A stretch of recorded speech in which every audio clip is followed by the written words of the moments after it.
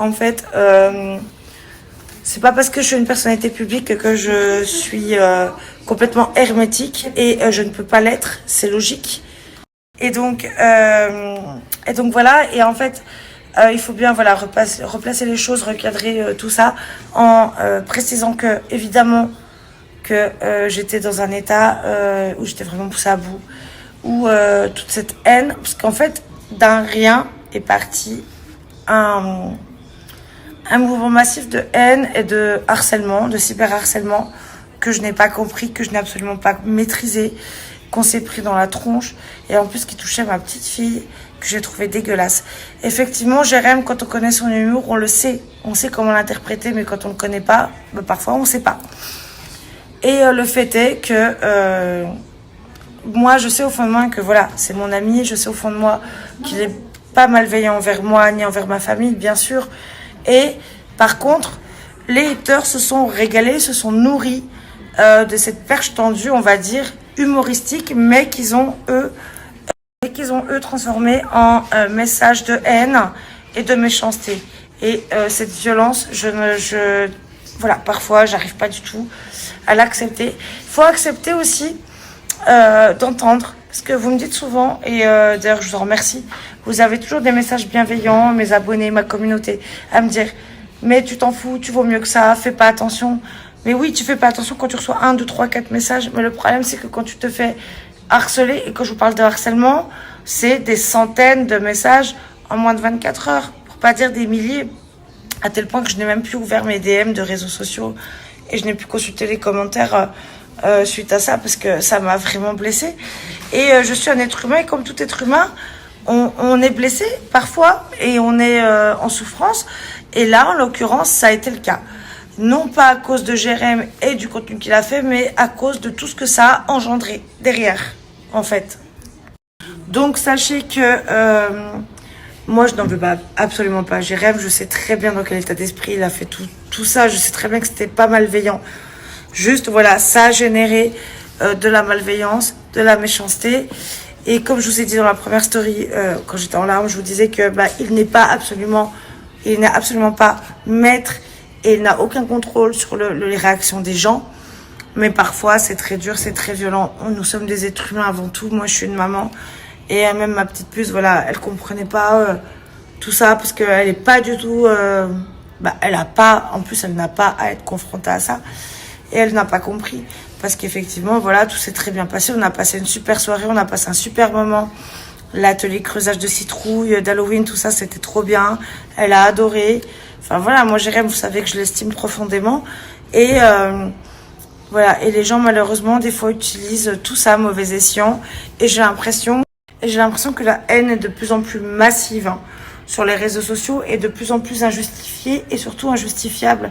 Parce que de quel droit on va se faire insulter comme ça, insulter une maman et sa fille. Enfin, moi, je sais que tout est bon. De toute façon, toujours pour m'en mettre plein la gueule. Je sais pas pourquoi, mais quoi que je fasse, il y a toujours une vague de haters, de femmes surtout. C'est toujours des femmes, des mamans, voire des grands-mères.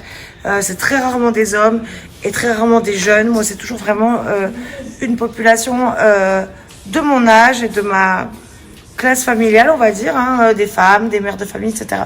Pourquoi ? Qu'est-ce que je vous ai fait? Je vous ai jamais rien fait. Je ne vous connais pas, vous ne me connaissez pas, je vous ai jamais fait de mal, je suis pas quelqu'un en plus de méchant, enfin vous le voyez très bien, je pense. Pourquoi toujours faire du mal? Tout est bon pour détruire, pour détracter. Que ce soit quand je donne un petit pot à ma fille, quand je fais un voyage, quand je fais mon ménage, quand je fais ma...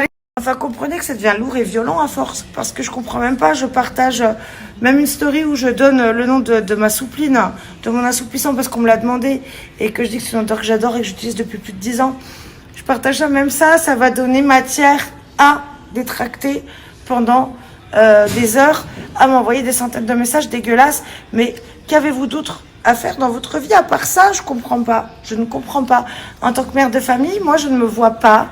Et avant d'être reconnue, avant la notoriété, avant tout ça, je ne me serais jamais vue aller harceler quelqu'un que je ne connais pas, qui m'a pas fait de mal, qui ne m'a pas blessée personnellement, qui ne m'a rien fait par rapport à son mode de vie, à ce qu'elle fait avec son mari, à ce qu'elle fait avec ses enfants, à enfin voilà, à son travail et ses activités. Mais pourquoi être comme ça? Et quand on dit c'est de la liberté d'expression, tes personnalités publiques, donc tu assumes et tu fermes ta bouche, ben non, parce qu'en fait, il y a des... Et encore une fois, moi je n'ai jamais eu le temps ni l'énergie pour faire ça. Pourquoi? Parce que même avant d'être connue, machin, d'avoir une place entre guillemets sur cette sphère de la notoriété, que effectivement je conscientise parfaitement qui sera éphémère et je le sais et je l'anticipe. Par contre, je ne comprends pas cette animosité, cette haine gratuite. Là, vraiment, ce mouvement de cyberharcèlement, en plus féminin, cette misogynie féminine, je n'arrive pas à la comprendre. Jamais de ma vie, avant ça, je me serais vue aller soit harceler quelqu'un, entre guillemets connu, soit insulter quelqu'un, encore une fois, entre guillemets connu. Je ne me serais pas vue aller même demander de l'argent, puisque vous savez aussi que je reçois tout le temps des messages de personnes qui me demandent de l'argent et de l'aide financière. Pourquoi faites-vous ça? Pourquoi? Et soyons clairs, être personnalité publique ne permet pas d'harceler, ne permet pas d'insulter, ne permet pas d'humilier. En fait, à un moment donné, comme je dis toujours, la frontière n'est pas fine entre la liberté d'expression et la liberté de parole et d'avis. Hein, on peut prendre des critiques. Effectivement, on est exposé. On peut avoir des critiques, positives ou négatives. Mais en tous les cas, le mot critique est objectif et il doit être constructif à l'issue. Sauf que quand tu te fais insulter gratuitement, entendre des horreurs sur toi en tant que femme, sur ton physique, sur tes enfants, sur ta vie de femme, sur ta vie de famille, sur ta vie maritale, est-ce légitime? Nous sommes tous des êtres humains. Est-ce légitime? Est-ce que les personnes qui font ça toléreraient, elles, d'entendre tout ça et de façon massive? Et pourquoi faire ça? Est-ce que tu te couches plus apaisée le soir? Est-ce que tu te couches plus intelligente, plus riche, mieux dans ta peau? Bah non. Bah non. Donc oui, je parais très forte. Oui, je suis très hermétique à tout ça. Mais en fait, parfois, je suis un être humain. Donc évidemment, parfois, je suis touchée. Et quand je vois ce truc massif, dénué de sens, qui n'a aucun intérêt, qui n'a rien de constructif, qui est juste dégueulasse, tu vois les commentaires et tu cliques sur les profils de façon aléatoire, parce qu'évidemment, encore une fois, hein, quand tu reçois des milliers de messages en 24 heures, tu peux pas donner d'attention à tout le monde. Tu regardes, tu vois que ce sont que des femmes, que des mères de famille, des grands-mères, des nounous, parce qu'il y en a qui te disent, moi, je suis assistante maternelle, nanana, et qui critiquent mon éducation, alors que mes enfants, je les éduque avec le plus de bienveillance et le plus d'amour possible. Et je pense que personne ne peut dire que mes enfants sont mal éduqués. Et moi, en tant que femme, pourquoi toujours me critiquer sur mon physique et dire que je suis ci et dire que je suis ça? Alors, ça me dire que je suis vulgaire ou que je me balade à moitié à poil ou dire que je suis dégueulasse. Et je ne comprends pas. En fait, je ne comprends pas cette animosité. Il n'y a aucune sororité. Il n'y a aucune empathie. Et je crois que personne aimerait vivre ça. Personne aimerait être insulté, dénigré, rabaissé, harcelé. Et encore une fois, tout ça, ce sont des délits. C'est-à-dire, il n'y a pas d'impunité. Tout ça est répréhensible. Tout ça peut se finir devant un tribunal. Et je ne comprends absolument pas ce que j'ai fait à une personne X ou Y, à telle ou telle personne.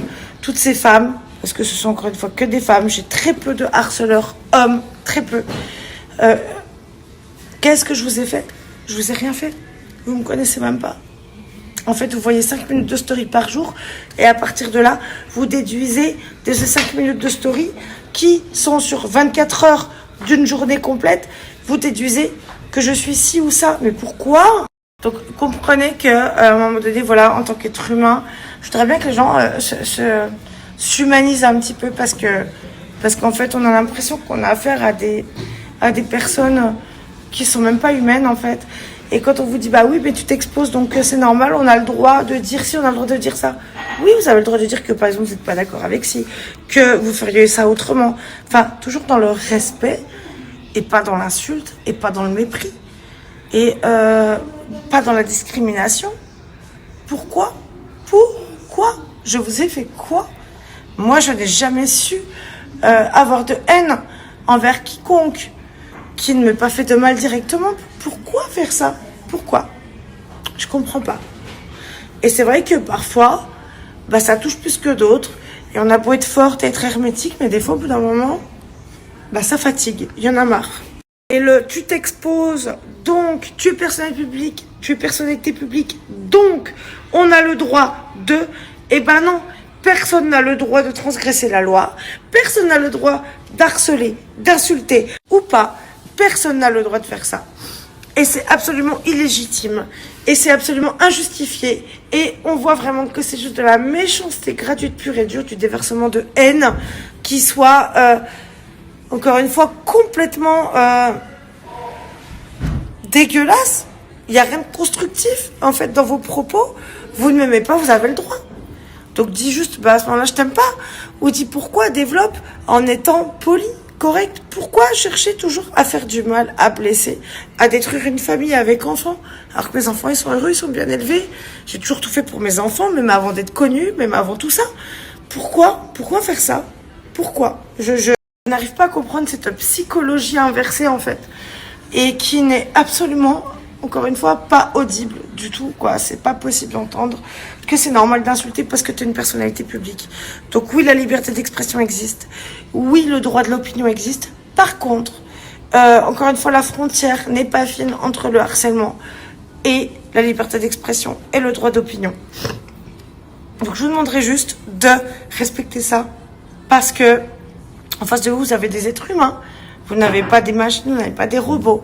Et je comprends pas cette violence gratuite. Je n'ai jamais su faire ça.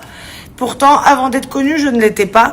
Et je n'ai jamais harcelé, je n'ai jamais fait du mal, je n'ai jamais porté préjudice à qui que ce soit de cette façon. Et je n'arrive pas à l'entendre et à le comprendre. Donc oui, vous avez le droit de dire, bah non, moi, tu vois, par exemple, je ferai pas des contenus pour adultes. Non, moi, par exemple, je serai pas influenceuse pour telle et telle raison. Mais pourquoi insulter, faire du mal, détruire, essayer? Pourquoi essayer de détruire à ce point, en fait, les gens? Je comprends pas. Je n'arrive pas à comprendre, j'arrive pas à l'entendre. Je suis tout sauf méchante. Alors peut-être que oui, certaines personnes ne cautionnent pas, n'entendent pas et ne se voient pas en moi, et je l'entends complètement, et c'est normal, parce qu'on ne peut pas plaire à tout le monde, et c'est complètement légitime. Pourquoi une telle violence? J'arrive pas à comprendre ça. Donc oui, il y a des fois, bah écoutez, comme là, ça a été plus dur que d'autres, où je me suis pris une vague de haine dégueulasse et injustifiée et injustifiable, encore une fois, et j'en ai marre. En fait, parfois j'en ai marre, et voilà. Et qu'on me dise pas, ouais, arrête les réseaux. Non, les réseaux, ils sont dans la vie de tout le monde. Aujourd'hui, on est en 2024, on a le droit d'exister.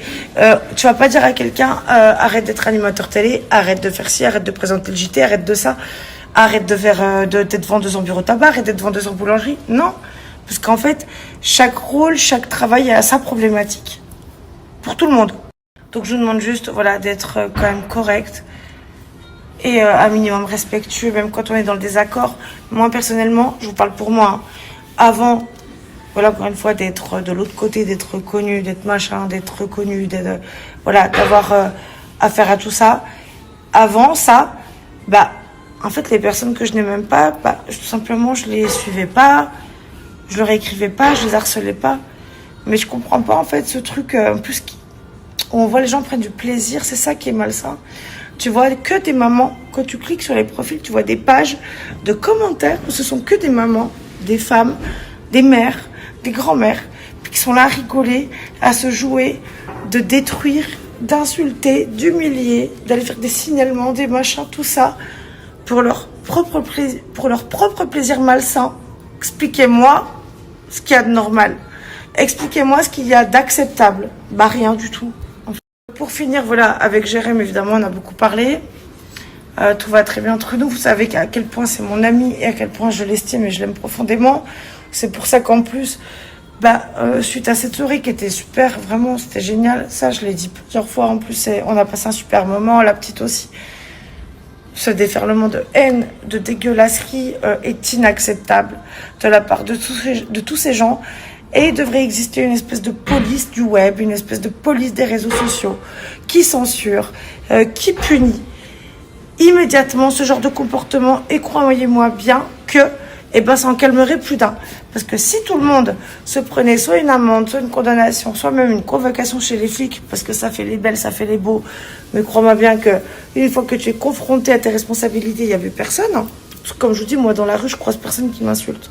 Ça n'existe pas. Les gens que je croise, ils me demandent une photo, ils me parlent gentiment et tout. Alors que des haters, je dois en croiser. Alors que des haters, je dois en croiser à l'appel, tous les jours. Donc non, être personnalité publique, être connu ne doit pas être synonyme de on a le droit de te démolir, on a le droit de t'insulter. En tous les cas, aujourd'hui en 2024, il est temps que les choses soient cadrées, que tout ait sa place, que en fait on vive encore une fois une communauté qui est incroyablement bienveillante. Et après ça, voilà, il y a tous ces gens qui sont dégueulasses, qui sont malveillants, qui sont... Alors cet après-midi, on a fait atelier gâteau. On a fait un fondant au chocolat. Attends, ouais. Alors celui-là il est vraiment fondant, celui-là. Moi je vous le dis, hein, celui-là il est fondant de chez fondant. Bon, celui-là il est à peine plus cuit. Parce qu'il y en a qui aiment bien fondant, il y en a qui... Oui. Il y en aura pour tout le monde. Il y en aura pour tout le monde. Avec Alina, Octave. Oui, Octave, oui, t'en auras. Bon allez, on va découper ça, on va voir ce que ça dit. Et j'espère qu'ils sont bons, hein. Oui. Poupounette va prendre du gâteau au chocolat. Alors, verdict? C'est bon. Elle aime. Elle aime? Alors, si je vais t'ordonner, et si tu ouvres ta bouche, c'est que t'aimes bien. T'en veux? Ah ben... Attends. Ah bah oui, elle mange. Ah bah elle aime bien. Ah, Poupounette, elle aime bien le gâteau au chocolat. Ouh là là, c'est le chocolat, hein.